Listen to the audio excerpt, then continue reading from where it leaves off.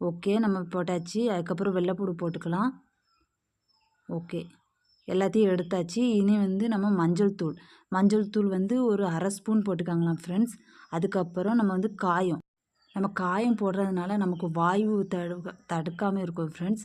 அதனால் நம்ம காயம் ரொம்ப போடக்கூடாது ஃப்ரெண்ட்ஸ். நம்ம வந்து 1/2 ஸ்பூன் தான் ஃப்ரெண்ட்ஸ் போடணும். ஓவராக போட்டாலும் அது நம்மளுக்கு வந்து பாதிப்பு வந்துடும். அதனால் நம்ம ஓரளவுக்கு தான், அதுக்கு தகுந்தபடி அந்த ஒரு கிளாஸும் கம்மியாக அந்த கிளாஸ் பருப்புக்கு நம்ம தகுந்தபடி போடணும். ஓகே, அதை நல்லா கிண்டி விட்டுக்கலாம். இனி வந்து அது வந்து நம்ம எல்லா இதுலேயும் அந்த மஞ்சள் தூள் இதாயிரும். இனி நம்ம அந்த தக்காளி பழத்தை வெட்டிக்கலாம் ஃப்ரெண்ட்ஸ்.